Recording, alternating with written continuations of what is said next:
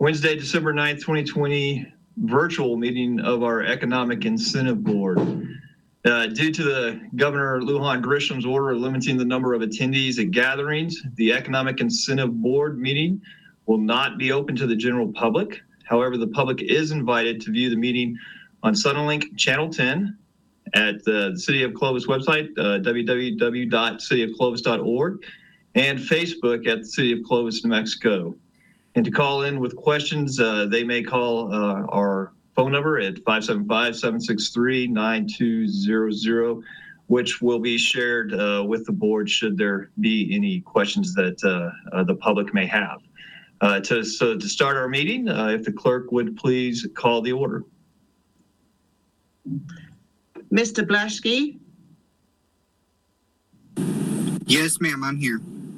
Mr. Howalt? Here. Mr. Tyson? Here. Mr. Cass sends his apologies. Mr. Mondragon? Here. Ms. Parler? Here. Mr. Patterson? I don't believe I've seen him. Mr. Gutierrez? Mr. Johnson? Present. Oh, good morning. Mr. Johnson? Ms. Tarson? I'm here. Ms. Brooks? Here. You have a quorum. Thank you. And just for confirmation, the phone number ending in 63, is that Mr. Gutierrez?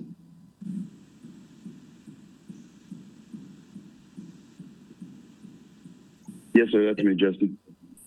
Okay, thank you. Just wanted to confirm. And just before we really get going here, just kind of protocol that we've been adhering to regarding our virtual meetings. For example, when we get to the minutes, what I will do is I will go to each one of the members and ask them if they have any changes to the minutes. That way we're not talking on top of each other. And once I go through the list, then we'll ask for a second or a motion and a second for the approval of those minutes. And first, I'd also just like to take this opportunity to welcome Mr. Blaschke to the Economic Incentive Board. Thank you for your willingness to serve on this board, and look forward to getting to meet you in person eventually. But until then, thank you once again for being able to serve with us. So with that, moving on, the next item on the agenda is the approval of the minutes from September 9th, 2020. Mr. Tyson, did you have any comments regarding the minutes? I do not. Thank you. Mr. Mondragon? No comments. Thank you. Ms. Paula? No comment. Mr. Gutierrez? No comments. Ms. Tarson? No comment. Ms. Brooks? No comment. And Mr. Blaschke? No comment. Thank you. So with that, do I have a motion for approval? So moved, Mr. Chairman. Raymond Mondragon. Second. We have a motion and a second.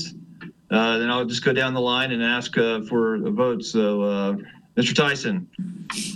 Yes. Mr. Mondragon? Yes. Ms. Paula? Yes. Mr. Gutierrez? Yes. Ms. Tarson? Yes. Ms. Brooks? Yes. Mr. Blaschke? Yes. Thank you. With that, we have the approval of the minutes.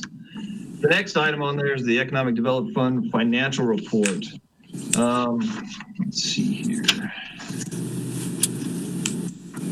On the revenue side, for the month ending October 2021, we had total revenues of $88,118.59. For the year, that brings us to a total of $358,203.51, which represents about 33% of our total budgeted amount for the fund coming into it. On the expenditure side, for the month of October 2020, We had total expenditures of $3,699.77. Our year-to-date expenditures for this fiscal year are $28,331.37. And so we've only expended about 2.5% of our projected expenditures for this fiscal year. Total cash in bank currently in Fund 64, which is our Economic Development Gross Receipts Tax, is $2,630,651.07. That's where we currently stand financially. With that, is there any questions that any of the members may have regarding the Economic Development Fund? Justin, just a question on the expenditures on the $3,699.77. What was that for? We had expenditures with Roman Well Service. They're the ones that go out and check the saturated thickness out at the wall property that this board approved purchasing of several years ago.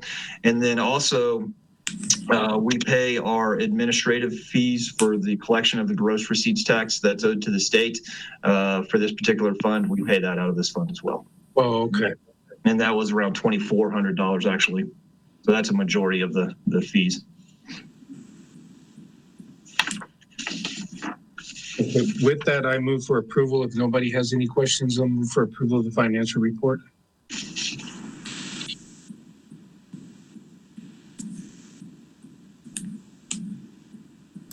I'll second. We have a motion and second of the financial report. Mr. Tyson, Yes. Mr. Mondragon, Yes. Ms. Paula, Yes. Mr. Gutierrez, Yes. Ms. Tarson, Yes. Ms. Brooks, Yes. Mr. Blaschke. Yes. Thank you. All right, the next item on the agenda is an update of our projects and quarterly report. Mr. Gentry. Yes, I'm going to turn over to Rachel Forrester first to talk about a couple of things that she's been working on. Thank you.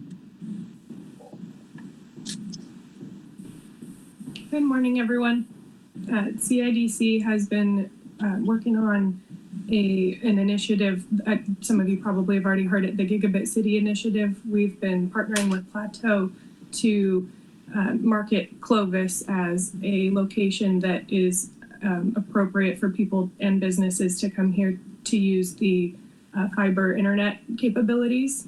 So we are hoping to roll out this month with a new web page, some teaser videos promoting Clovis in a positive light that also give more specifics about what internet capabilities our community does have, Facebook ads, a whole bunch of different marketing initiatives.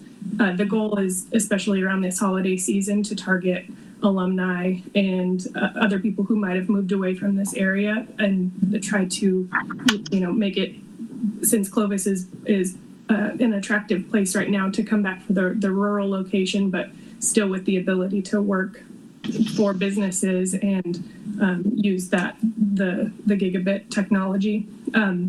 We've also been forming a relationship with SoloWorks, which is a company out of Cibola County, I believe, that is a resource for people who are wanting to receive training to work remotely, and then they get connected with businesses who are hiring. So we're hoping, they're trying to see what type of demand right now is out there throughout the rest of the state. So if we have a meeting next week with them to discuss scope of work and the potential, but if they can expand throughout the rest of the state, we are hoping to partner with them first for a pilot project, possibly with kin and spouses, to get them remote work, and then hopefully open that up to be a resource and an incentive for that Gigabit City initiative. So that's where we're at with those two things. We'll have more next time. So we signed an MOU with the state, with SoloWorks out of Cibola County Economic Development. We're working with the State Economic Development Department. Some of the funding has been proposed to be cut for this next session. So there's a group of us that are working together to try to fight for that funding and then to be a part of that. But I know Donna Ana County has partnered with them, and they've seen a lot of success. They've actually been able to bring people in to work for Fortune 500 companies out of their homes. And so we're in the process of trying to get all the ducks in a row to work with that program to tie it back into the Gig City project and tie it back into the tech industry from work at home. So we think it's going to be a great opportunity for Clovis as we move forward with that. And I can go. Chase, if I may comment on that, Mr. Chairman, Chase, you're working with Eileen Yarborough on that. With her staff. New Mexico idea, just to let you know, on the legislative priorities for the New Mexico Industrial Developers Executive Association, we are asking that fund be replenished. It had $150,000 in it. It got cut down to $100,000, so they're down to $50,000. So we're asking the legislature in the 60-day session to replace that fund at $150,000. Okay. So you want me to go on to the other? We've continued to work with a wind farm out in Grady area with the transmission lines for that project. We have a couple of solar projects that we're still working on in the area. We responded to 3 PROs from the State Economic Development Partnership on behalf of Clovis. We have been working with Renewable Energy Group out at the industrial park, looking at, they have a rail spur out there, and there's been a couple of businesses, one came through BNSF, another through a direct contact looking for rail access. So we put them in touch with REG to see if there might be a possibility of subleasing portions of that spur to bring in product into Clovis. So that piece is moving forward. The mayor and Ernie and I met with a group at Plateau about a company wanting to do a major data center project within the potentially in Clovis. We have talked about various sites in the community that'd like to be in the opportunity zone, and so it's just in the first stages of looking at the project, but we think there's a good opportunity here with the connectivity that we have with Plateau, the fiber, and the routes that go back to the east and the west. So that's a opportunity. We've been working with Southwest Cheese. I know Justin was involved looking at a new fire station that the county's wanting to put in out in the area of Southwest Cheese. So we're helping them with that, where Southwest Cheese and the city can work together to donate some land for that station, which will actually help potential if there's a fire at Southwest Cheese or something, there'd be a more opportunity for somebody to get there faster. We're right now working on our economic development profile for 2021, updating the information and data. We'll publish that in the chamber's profile too. It'll be done at the end of this month. We worked with Xcel Energy. As you know, we certified the industrial park with Xcel Energy, and we've been working with them on a recertification. We just got that finished up last week and got everything, get the new brochure in the email to us day before yesterday. We've been working with CE Labs, Mark Lotman and his group, along with the city staff and administration, to look at doing a flash assessment and an economic development plan.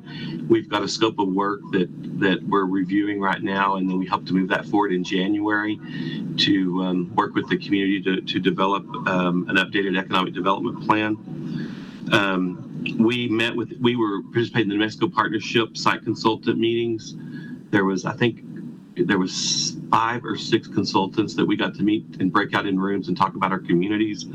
It's kind of a new way, instead of traveling, to meet, and the partnership's working to set those up monthly or quarterly, depending on how it goes and depending on what's going on. But that was an interesting opportunity to meet some consultants that you might not be able to get out and be in their office. 2 projects that we've been working on a lot lately. We have a warehouse and distribution project that's looking at Clovis, and we've been helping them try to identify some sites. We've offered the industrial park for that. We've also been looking at 4 or 5 other sites they're concerned about. They'd rather be on this side of the tracks than on the other side. So we've contacted a lot of different landowners to see opportunities that might be available for that.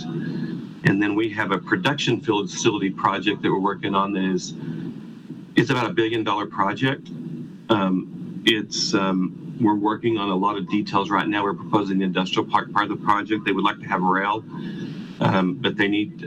We've been working with Xcel Energy on the electrical power and working with trying to on details of the project just to make sure that we can meet the needs of the facility.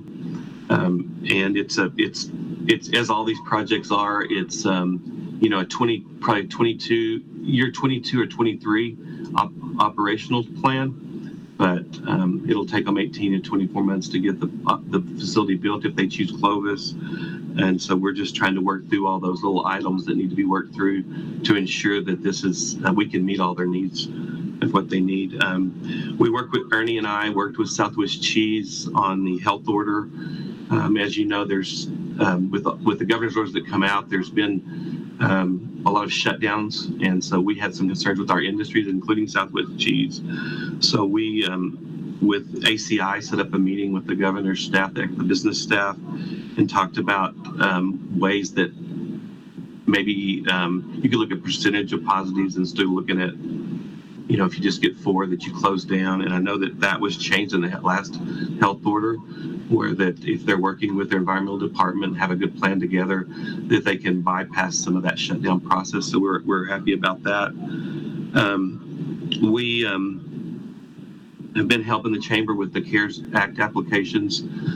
We've in the first round, we have a second round going right now that we're working on, and hopefully we can get that money out to the businesses. I know the city's got out a number, I think 80 or 82 of them are out currently, but we're helping with some of that logistics. Xenia LLC, the hotel project, just so you know, the City Commission had voted to not approve the inducement resolution, not the inducement resolution, yeah, the inducement resolution at their committee meeting.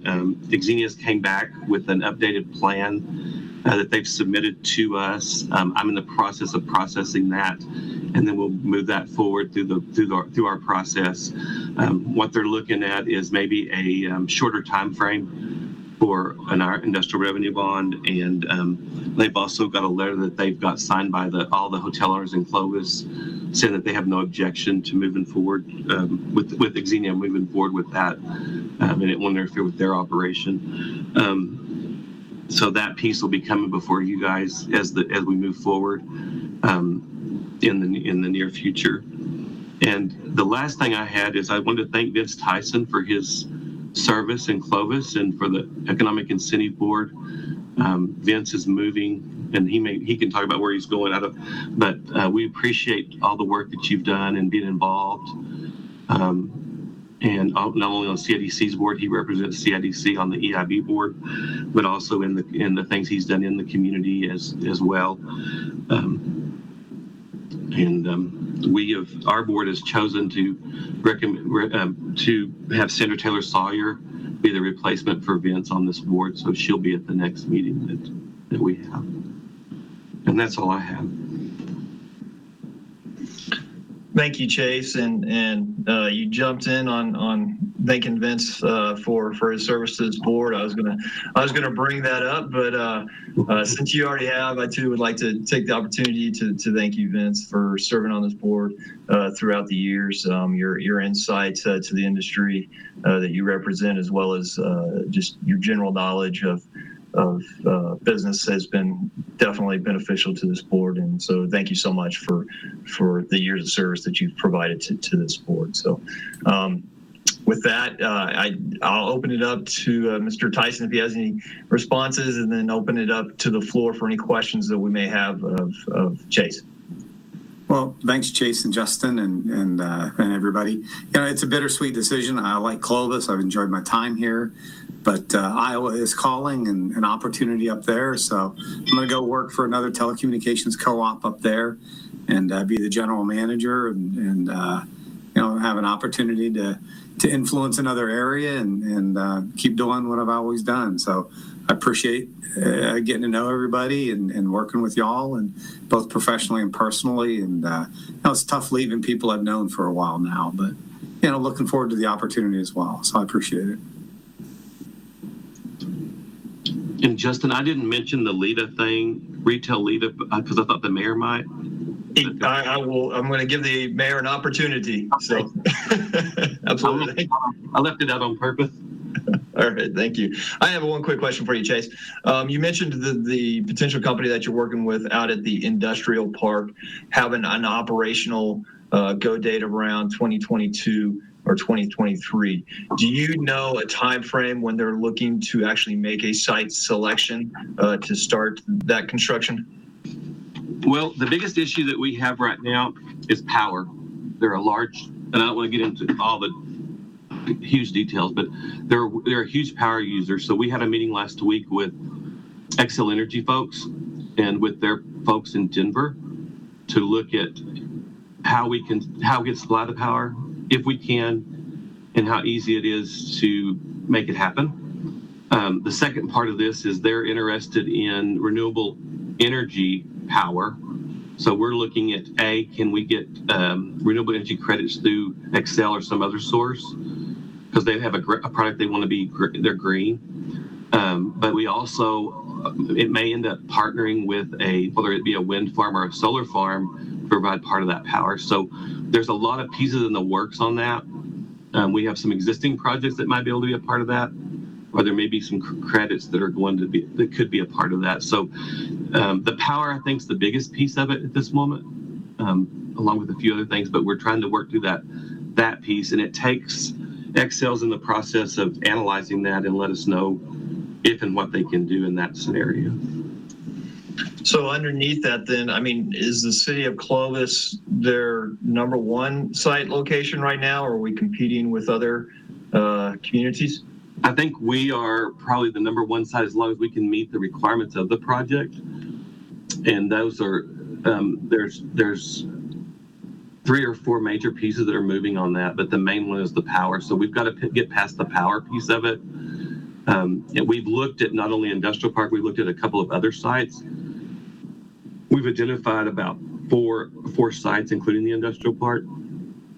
And so with the rail, with it requiring rail, it puts it in there's only certain places you can go with it. The majority of those locations would probably be on that Carlsbad line, unless you do a unit spur off of the main line. And so a few of those things are in play right now, but we haven't, the power is the piece we need to identify. Okay, thank you. And then just for the group's information, Chase mentioned a flash assessment that we're working on with CE Labs. And what that stems from is, maybe you're probably aware, we renewed our contract with CIDC to be our economic development organization that we're partnering with for industrial recruitment. And the way that we have set up that contract is year one is trying to establish the goals that we would like to obtain for the following year 2 and year 3 as part of the contract. And so we have basically a set fee for this first year, and then coming in years 2 and years 3, there will be a performance-based portion of that contract. And so what we want to do is identify various sectors that we'd like to go out and recruit, and then also the jobs that we would like to retain, as well as try to increase yearly for our community. And so that kind of overly simplifies what that performance piece will look like. And so the first step of that is trying to work towards establishing what our current market looks like and what we need to grow our community so that we have healthy growth within our community to where we continue to progress forward. So with that, I'm going to go ahead and open up the floor to anybody else that may have questions of Chase.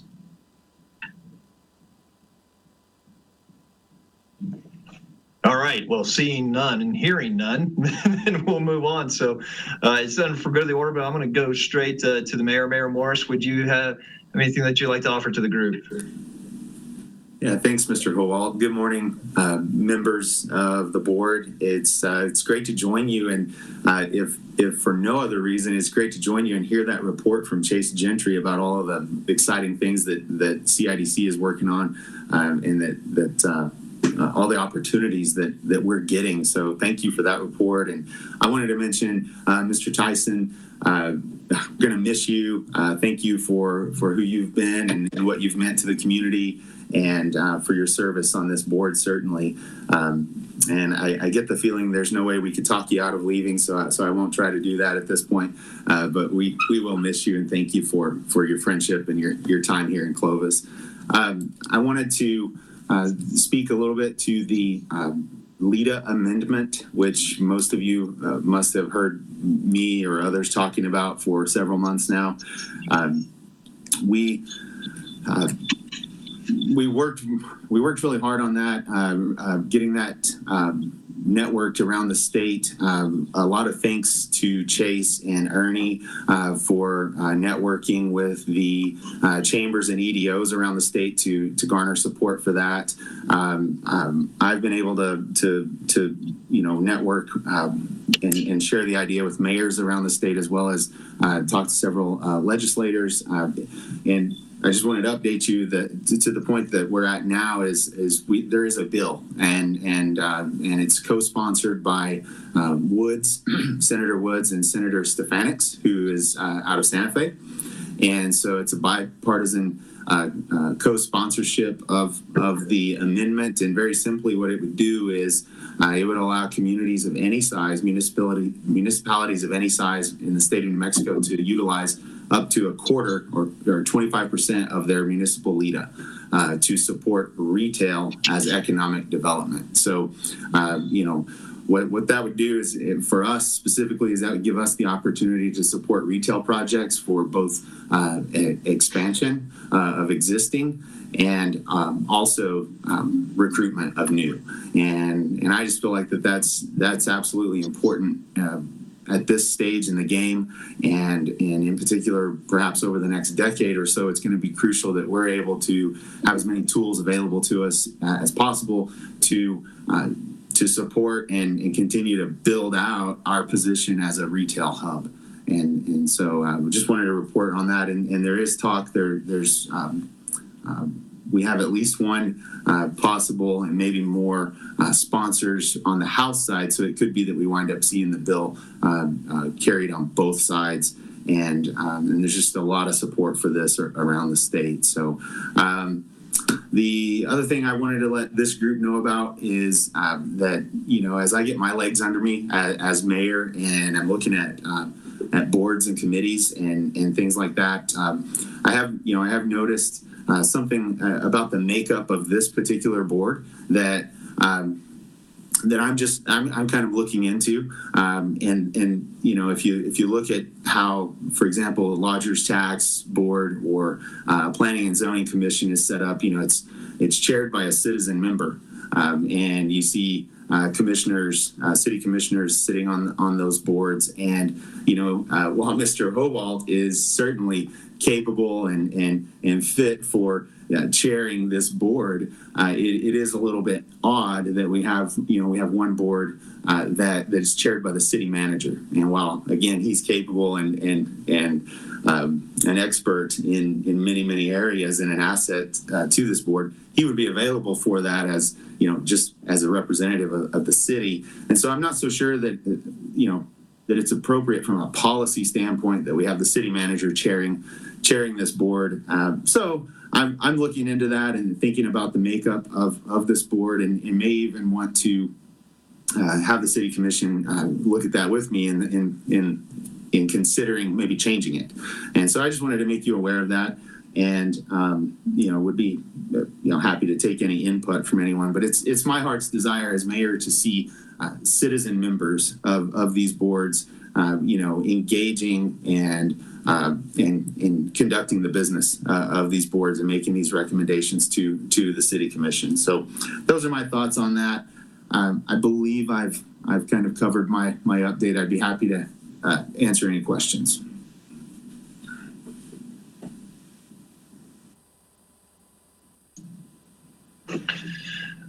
Well, seeing no questions, I can speak towards being the chair of this board, and it's something that actually the city has looked at in the past, is trying to eliminate staff from voting positions on boards. And simply because as employees of the city, we're here to implement policy, not necessarily make policy. And so I appreciate the mayor and his leadership in potentially looking at this.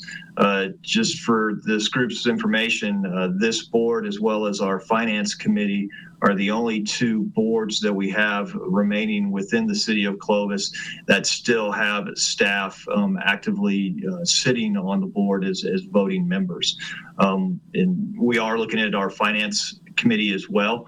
And so that's just kind of a little bit of history there as well. So I appreciate the mayor taking a look at that, and we'll obviously provide any input that we can from staff side, and would certainly entertain any input that this board may have regarding that matter. Claire, do you have any updates for us regarding retail strategies and the work that we're doing there? Yes, thank you, Mr. Holt. Members of the EIB, a few months ago, the City Commission approved a company by the name of Retail Strategies to begin work to look at the situation here in Clovis with regard to retail. This was precipitated as a result of COVID. It's something that we looked at with the Chamber a couple of times over the years as whether or not to bring a company in to look at this, but given the economic climate and the situation, particularly at the mall with several of the anchors leaving the area, the commission felt that it was time to move forward and bring a company in. So Retail Strategies were here about a month or so ago, and they met with a lot of leadership in the community, had various groups, socially distanced, of course, and toured the area and looked at everything to see what needed to be doing for the city and the community. They are currently compiling the demographics and the logistics information to see what's possible to bring to town. They looked at leakage. There's a lot of data that they're putting together, and I'll be happy to share that with anybody that would like to come and have a look at it. But we're excited to be working with them. This is a really great opportunity to move forward and bring some retail in. They're also helping existing business, particularly downtown. They're going to be holding a session to help existing retail here who does not have an online presence or an ability to sell online, to teach them how to do that. So they're also helping businesses here in town that are already here. So it's exciting new adventure that we're doing, and that's all for now. Thank you. Thank you, Ms. Burrows. Anybody else for good of the order?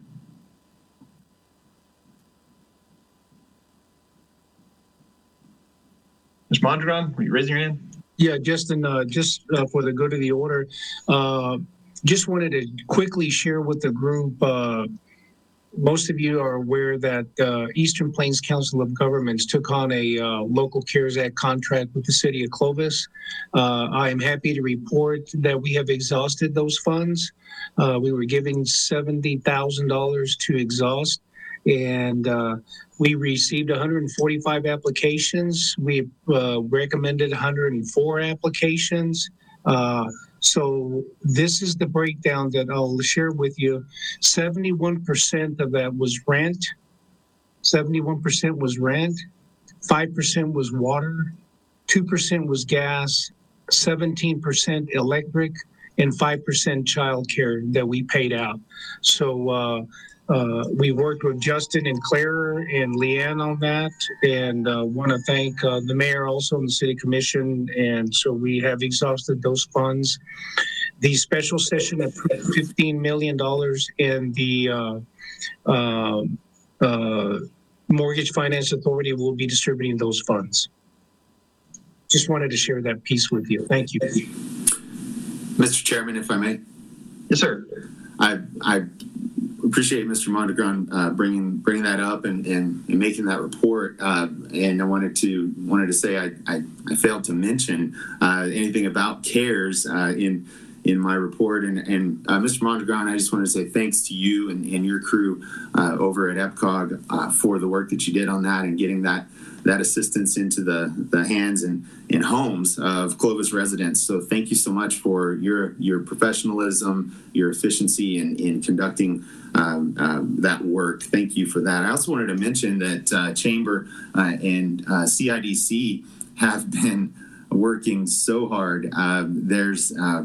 There are 120 business continuity grant applications in this second round. And when we were able to do a check-in with everyone yesterday evening, the Chamber and CIDC crew, the team had already processed 40 of those applications, and it just closed last Friday. So they are cranking out work at an incredible rate. So I just wanted to mention that the Chamber and SBDC and the team that makes them up they're just doing a great job, and they're taking on a heck of a lot of work in order to do the work of processing those applications. And of course, the purpose of all of that is to get assistance to Clovis businesses, and that's happening. Clovis business owners have check in hand, and many of this second round will very soon as well. So I just wanted to say thanks for all the work that's being done on the CARES grants. Thank you. Thank you, Mayor. Thank you, Mr. Mondragon, for the reports. With that, is there anything else for good of the order? All right, seeing none, we'll adjourn our meeting and hope everybody has a wonderful holiday season. And we will see everybody next time. Thank you so much. Same to you. Bye, everybody. Bye-bye. Take care.